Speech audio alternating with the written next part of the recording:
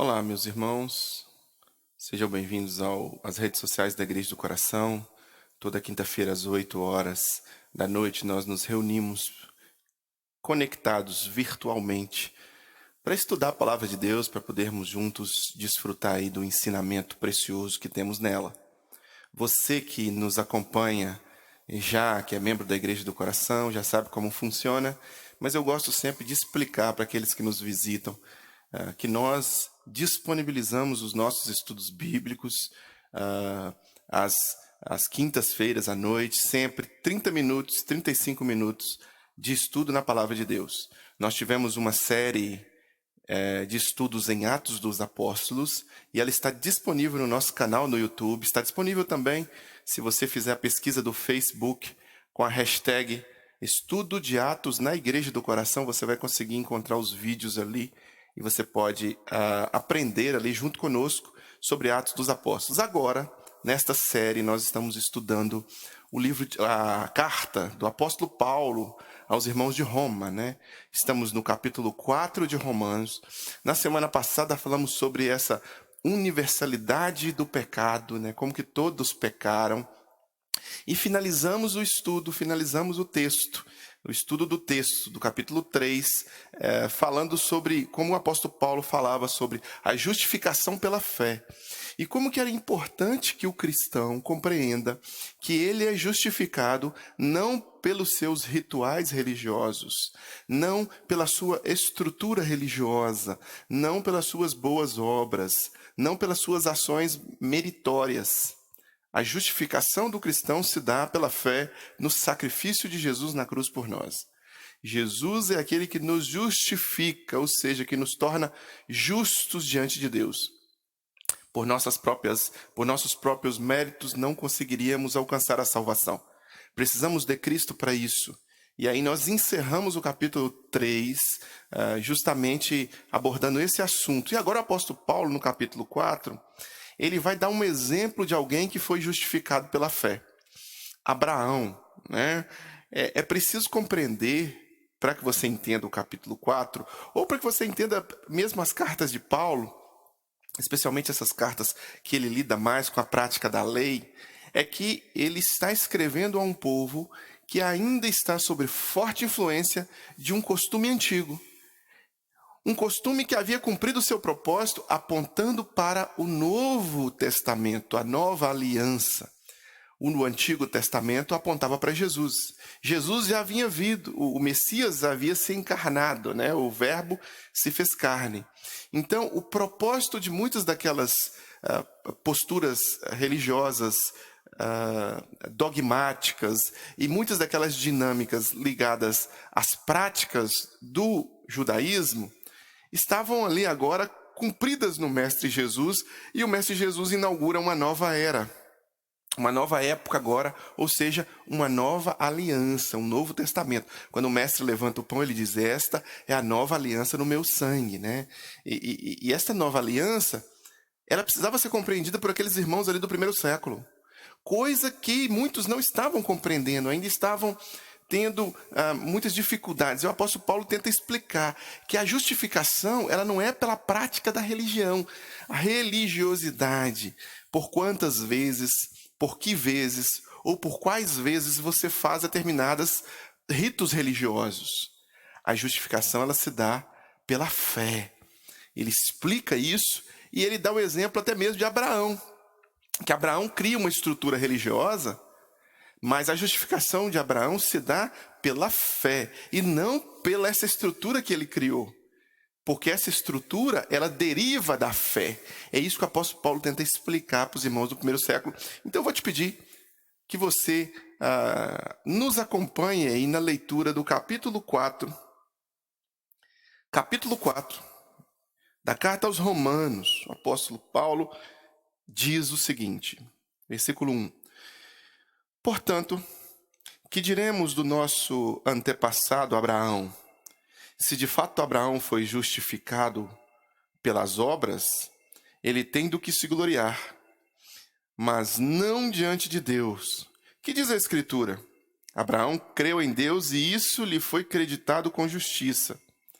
Ora, o salário do homem que trabalha não é considerado como favor, mas como dívida. Todavia, aquele que não trabalha, mas confia em Deus, que justifica o ímpio, sua fé lhe é creditada com justiça. Davi diz a mesma coisa, quando fala da felicidade do homem, a quem Deus acredita com justiça, independente das obras. Deixa eu fazer uma pausazinha aqui antes de entrar na fala de Davi. Você observa que a tentativa de Paulo aqui é muito clara, né, de mostrar essa inabilidade do ser humano de conseguir, pelos seus próprios méritos, se justificar diante de Deus, né? Essa inabilidade do ser humano, e nós estamos falando aqui de um ser humano muito especial. Se você for olhar para Abraão ele é considerado o pai da fé, das 3 maiores religiões que existem no mundo hoje. Se você olhar para o judaísmo, você vai encontrar a raiz do judaísmo lá em Abraão. Se você olhar para o cristianismo, você vai encontrar também um dos galhos lá em Abraão. Se você olhar para o islamismo, você vai encontrar também a raiz lá em Abraão. Então, Abraão, ele é muito importante, ele é um tronco importante da fé. E aqui o apóstolo Paulo tenta usar esse tronco, essa figura, este ícone das religiões, para mostrar para eles que o salário, né, quando você trabalha, o salário a ser pago para você é uma dívida que o empregador tem para com o empregado. Então,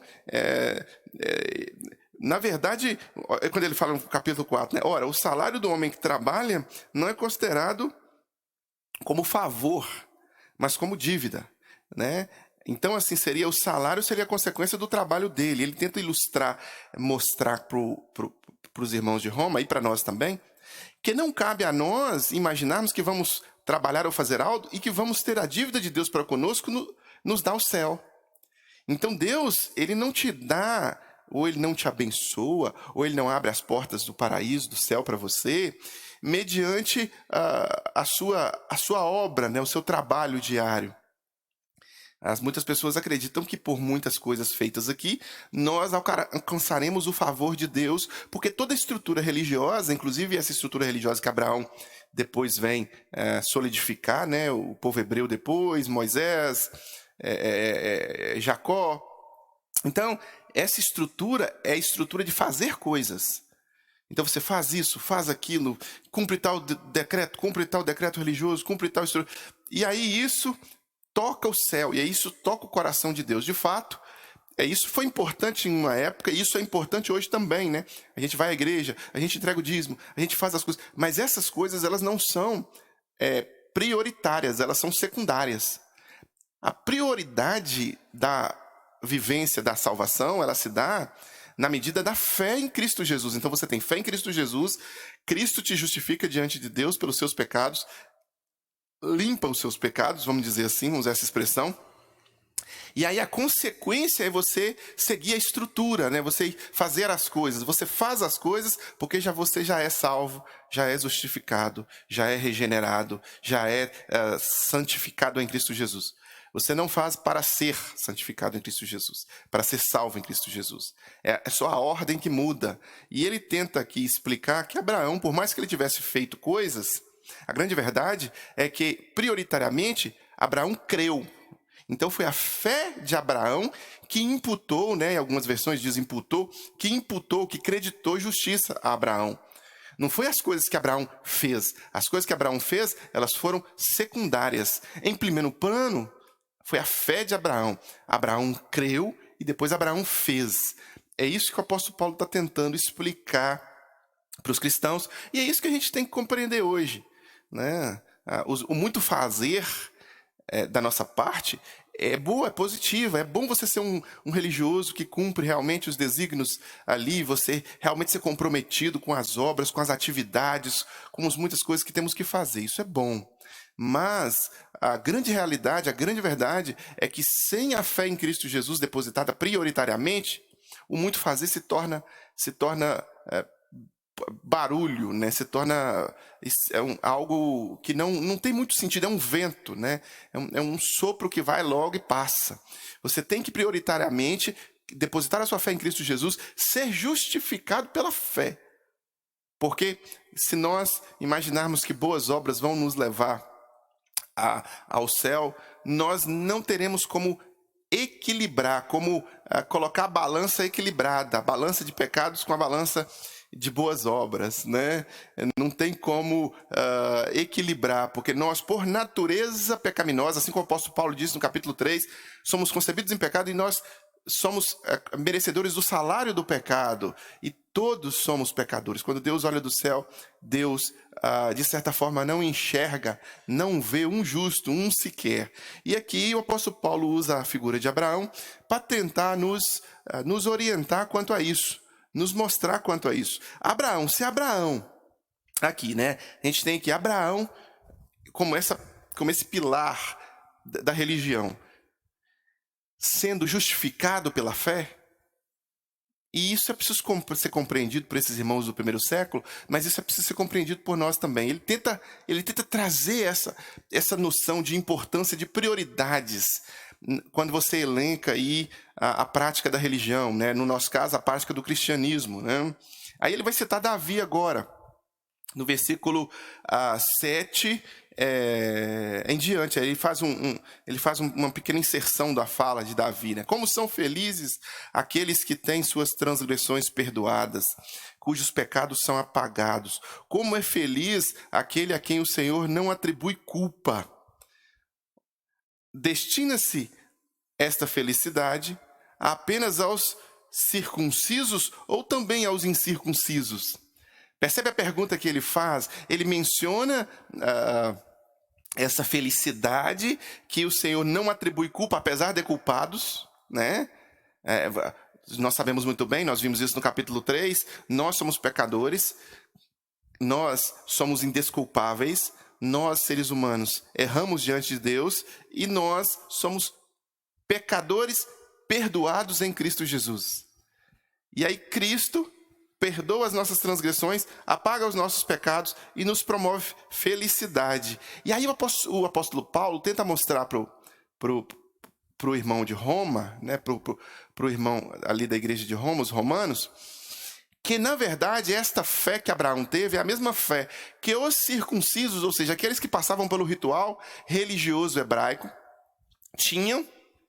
Mas também ele estava querendo mostrar que não precisava passar pelo ritual religioso hebraico para ter essa alegria, para ter essa justificação, para ter essa salvação. Que o prioritário ali não era o cumprimento do ritual religioso hebraico. O prioritário ali era o cumprimento da profecia de Isaías, né? Que ele levaria sobre si todas as nossas iniquidades. E que agora a igreja estaria livre para compreender que tanto os que vieram da circuncisão e que se convertem a Jesus, quanto os que vieram da incircuncisão e que se convertem a Jesus, mas não seguiam a doutrina judaica, juntos em Cristo, eles poderiam desfrutar da justificação, da salvação em Cristo Jesus. E aí ele faz uma pergunta retórica, né? Destina-se essa felicidade apenas aos circuncisos ou aos incircuncisos? Né? E aí ele, já dissemos, continuando o versículo 9, já dissemos que, no caso de Abraão, a fé lhe foi creditada como justiça. Sob quais circunstâncias? Antes ou depois de ter sido circuncidado? Percebe o que o apóstolo Paulo faz? Percebe? Ele está tentando fazer os irmãos pensarem, assim como você tem que pensar, né? Qual que é a ordem das coisas? É a prática religiosa primeiro para depois a salvação? É a prática religiosa primeiro para depois a justificação? Ou é a fé primeiro? É a fé primeiro. Ele está tentando fazer esses irmãos pensarem isso. O muito fazer não vai nos conceder salvação. O que nos concede salvação é a fé em Cristo Jesus. É a fé no sacrifício entregue na cruz por nós. É a fé no sangue derramado na cruz para a purificação dos nossos pecados. O apóstolo Paulo está tentando levar os irmãos a essa reflexão. Sob quais circunstâncias? Antes ou depois de ter sido circuncidado? Não foi depois, mas antes. Assim, ele recebeu a circuncisão como sinal, como selo da justiça, de que ele tinha fé, quando ainda não fora circuncidado. Portanto, ele é o pai de todos os que creem, sem terem sido circuncidados, a fim de que a justiça fosse creditada também a eles. E é igualmente o pai dos circuncisos, que não somente são circuncisos, mas também andam nos passos da fé que teve nosso pai Abraão antes de passar pela circuncisão. Percebem aqui a jogada que ele faz? Abraão foi justificado pela fé antes de Abraão inaugurar o rito da circuncisão. Ou seja, você, cristão, é salvo por Jesus mesmo antes de você pisar numa igreja, mesmo antes de você vir a um templo, mesmo antes de você entregar o seu dízimo e a sua oferta, mesmo antes de você ter ali o compromisso de guardar o domingo, né, o Shabá, o sábado, mesmo antes de você ter o compromisso de estar conectado ali à sua igreja local, mesmo antes de você participar da ceia do Senhor, mesmo antes de você ter a sua vida devocional de orações, mesmo antes de você ter toda essa estrutura que nós criamos e que são importantes para a manutenção da sua fé, o prioritário, a primeira decisão, a coisa mais importante é a entrega a Cristo Jesus, é a conversão a Jesus, né? É ser justificado por Jesus, é se entregar a Ele. O apóstolo Paulo tenta mostrar a esses irmãos a importância de você dar o primeiro passo de fé em Jesus para depois da estrutura religiosa, né, que nós criamos, assim, que nós desenvolvemos dentro do contexto do cristianismo. Primeiro, e ele está tentando mostrar isso para os irmãos, porque aí aqueles irmãos entenderiam que os que vêm sem serem circuncidados, eles também desfrutam da mesma salvação em Cristo Jesus, que eles não precisariam cumprir aquele ritual religioso naquele momento, que eles precisariam prioritariamente ter primeiro uma devoção em Cristo Jesus e se entregar a Jesus para alcançar a graça da salvação, né? E aí a gente continua, a gente está no versículo 12, a gente vai para o 13 agora, né? Não mediante a lei que Abraão e sua descendência receberam a promessa de que ele seria herdeiro do mundo, mas mediante a justiça que vem de onde? Da fé. Olha a fé aí como prioritária, olha a fé aí como início de todas as coisas. Pois se os que vivem pela fé são herdeiros, a fé não tem valor. E a promessa é inútil, porque a lei produz a ira, e onde há lei não há transgressão. Portanto, a promessa vem pela fé, para que seja de acordo com graça e seja assim garantida a toda a descendência de Abraão, não apenas aos que estão sob o regime da lei, mas também os que têm a fé que Abraão teve. Ele é o pai de todos nós. Como está escrito, eu o constituí pai de muitas nações. Ele é o nosso pai aos olhos de Deus, em quem creu, o Deus que dá vida aos mortos, e chama à existência coisas que não existem, como se existissem. Abraão, contra toda a esperança, em esperança creu, tornando-se assim pai de muitas nações. Como foi dito a seu respeito, assim será sua descendência. Sem se enfraquecer na fé, reconheceu que o seu corpo já estava sem vitalidade, pois já contava cerca de 100 anos de idade, e que também o ventre de Sara já estava sem vigor. Mesmo assim, não duvidou nem foi incrédulo em relação à promessa de Deus, mas foi fortalecido em sua fé e deu glórias a Deus, estando plenamente convencido que ele era poderoso para cumprir o que havia prometido. Em consequência, isso lhe foi creditado como justiça.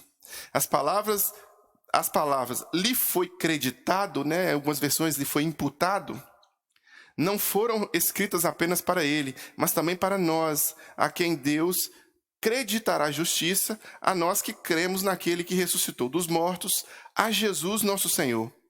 Ele foi entregue à morte por nossos pecados e ressuscitado para nossa justificação. Aqui, mais uma vez, o que o apóstolo faz aqui é descrever a vida de Abraão como exemplo de justificação. Em quem Abraão alcançou salvação? Em Cristo Jesus. Abraão foi salvo pela promessa da vinda, pela promessa do Messias, pelo pacto e compromisso de Deus em Cristo Jesus. Aqui nós temos uma clareza em relação ao apóstolo Paulo, apontar para Jesus a vida de Abraão. Ainda que não tivesse conhecido a Cristo, ainda que não tivesse desfrutado dos ensinamentos e da história, né, de Cristo, Abraão também foi salvo por Cristo Jesus. E aqui, uma coisa muito importante que ele tenta, usando o exemplo de Abraão, explicar, é que as estruturas religiosas, elas servem a um propósito. E se a estrutura religiosa não servir a este propósito, ela está sendo cumprida de certa forma em vão, né? É o que acontece muitas vezes na estrutura religiosa evangélica. Cristãos evangélicos, batistas, presbiterianos, metodistas, né, neopentecostais em geral, grupos que professam a fé cristã evangélica, elas muitas vezes acabam por fazer estruturas religiosas que se tornam mais importantes na sua prática dogmática do que a prioritária fé em Cristo Jesus. Você vê que existem grupos evangélicos que nem a conversão a Jesus acabam por pregar.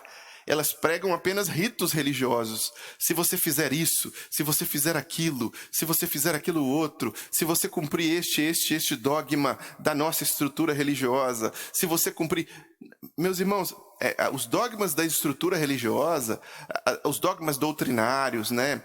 Até mesmo dogmas doutrinários bíblicos importantes, eles têm um propósito, e este propósito deve ser cumprido. Prioritariamente, antes de qualquer prática religiosa cristã, é preciso ser cristão. É preciso que eu e você sejamos cristãos. E para sermos cristãos, é preciso compreender aqui esse finalzinho que o apóstolo Paulo tenta explicar, né? É um versículo 25 somente, né?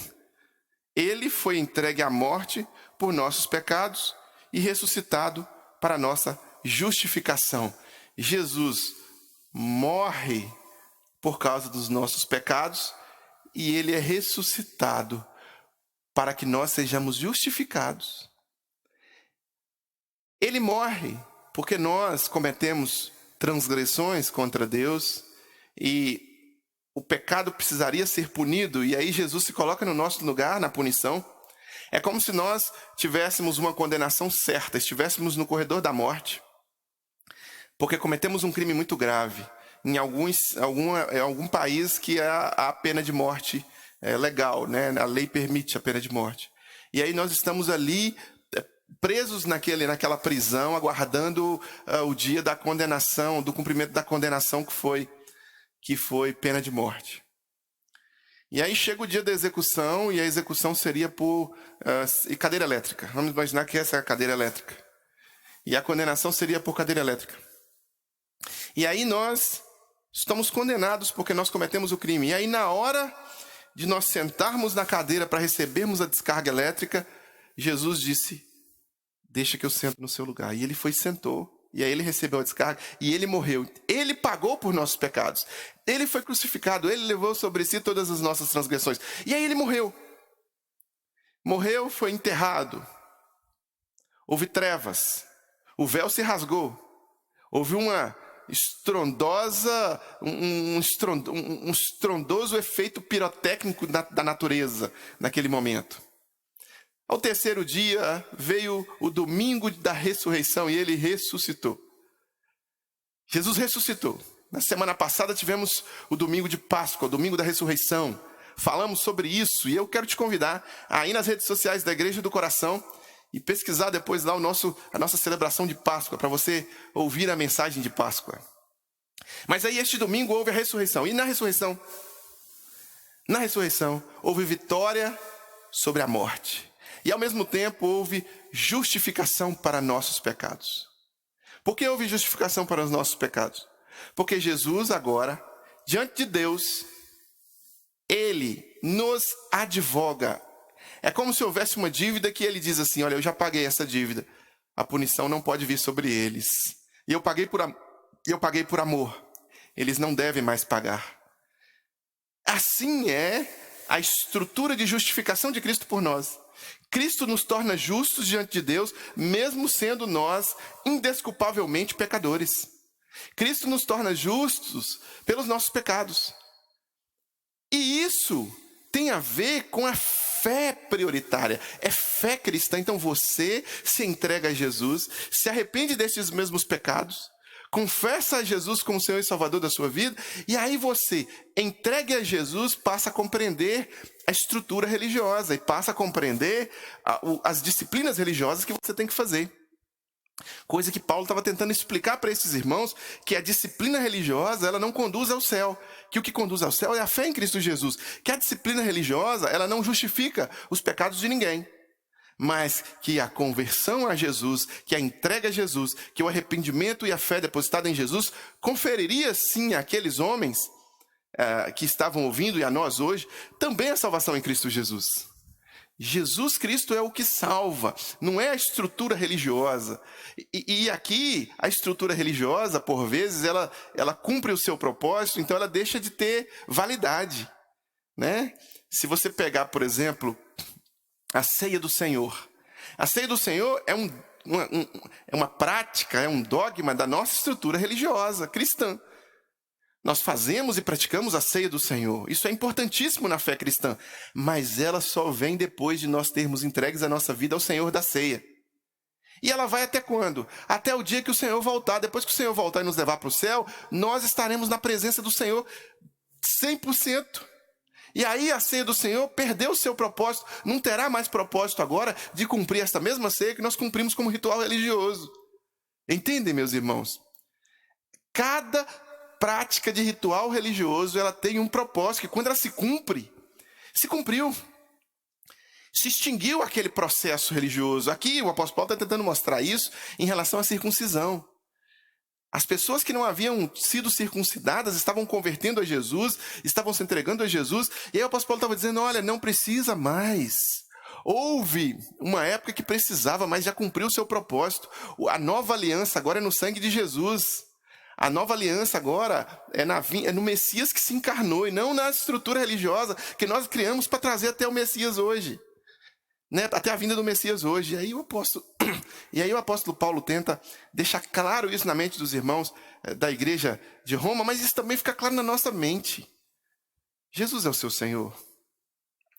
Jesus é o seu Salvador. Jesus é o que guia a sua vida.